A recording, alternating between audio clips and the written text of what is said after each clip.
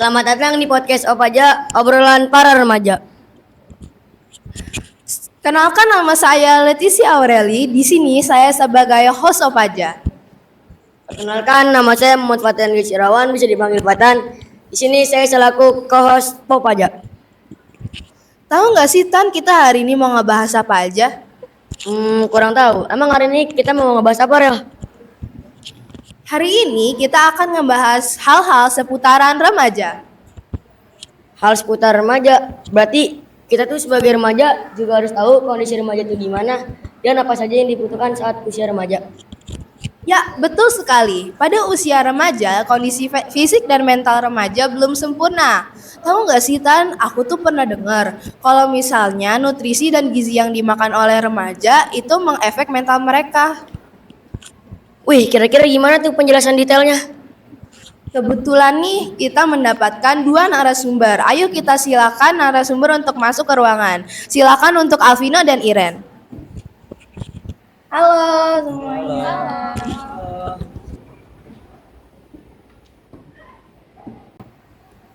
Nah, narasumber kita udah datang nih.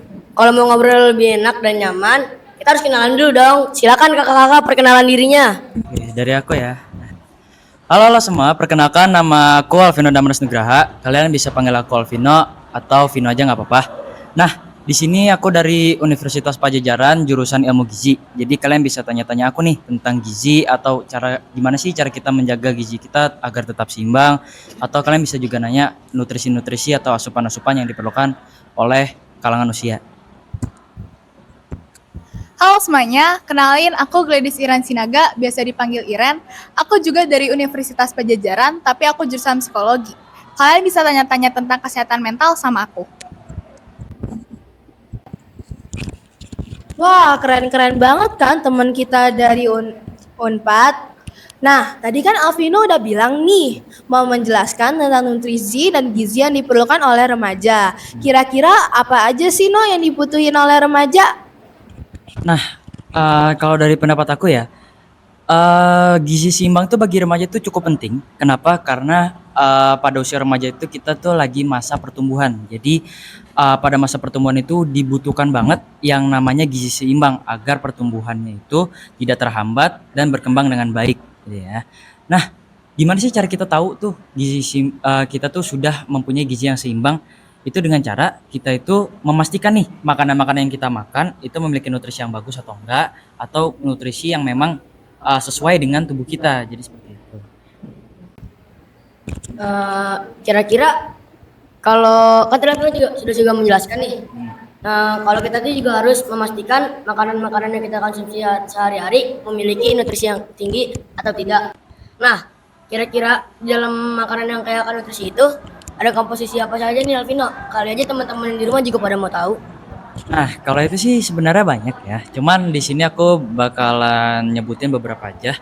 Yang pertama itu ada yang namanya karbohidrat. Nah, pasti semua tuh orang-orang udah pada tahu yang namanya karbohidrat itu apa. Nah, karbohidrat itu kita bisa dapetin dari beberapa sumber.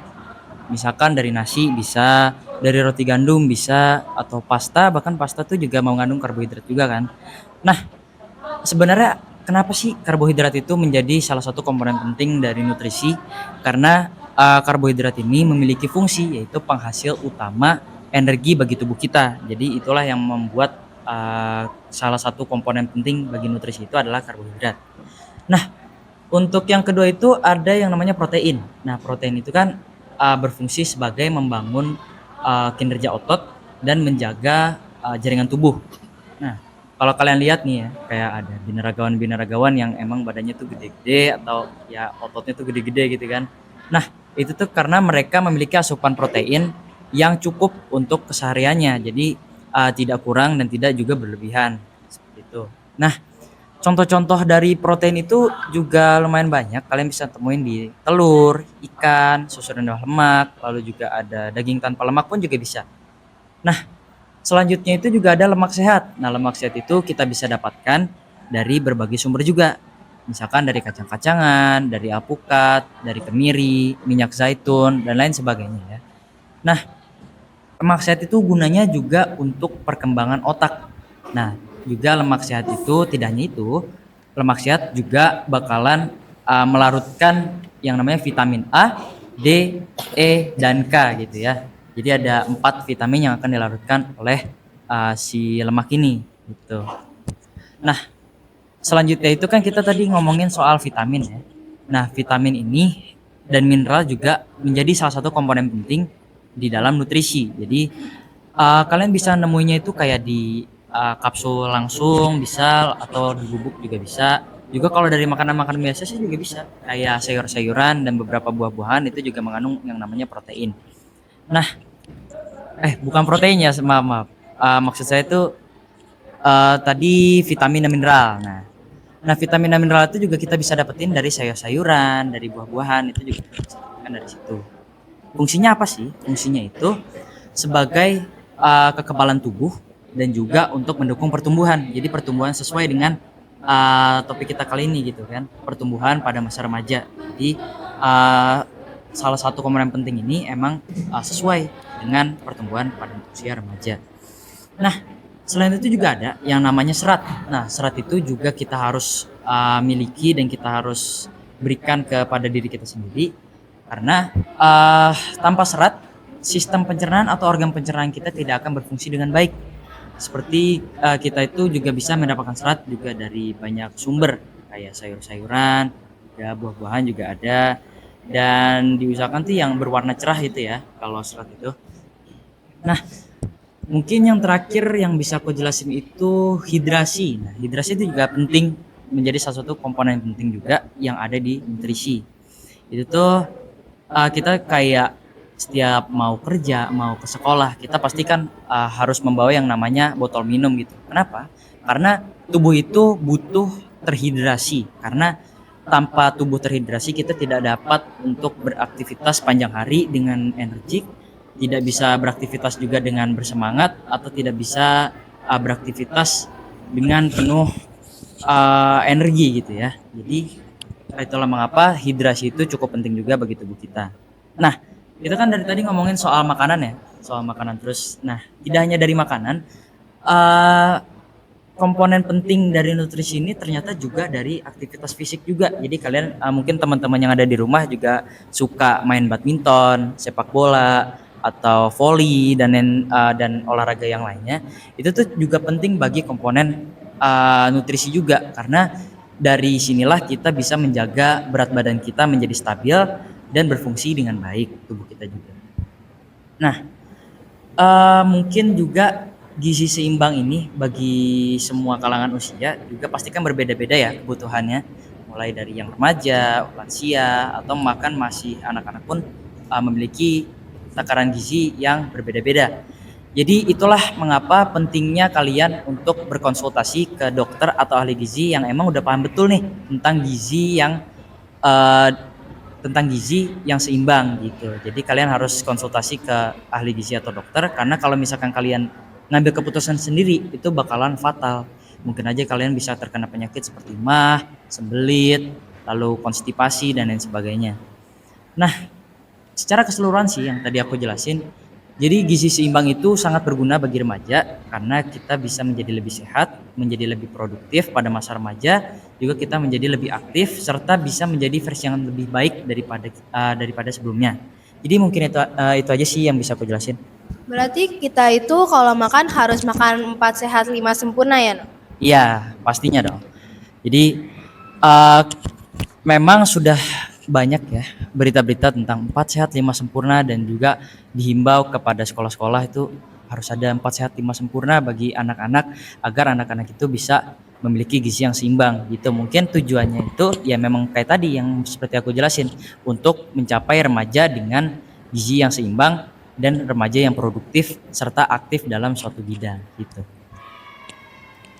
Wih, keren banget ya penjelasan dari Alvino tadi. Jadi benar ya, kebutuhan remaja itu harus dipenuhi dari berbagai komponen penting agar menjaga gizi kita tetap seimbang nih teman-teman. Bener banget tuh Tan. Nah, kita kan udah nih ngomongin tentang keseimbangan gizi dari remaja.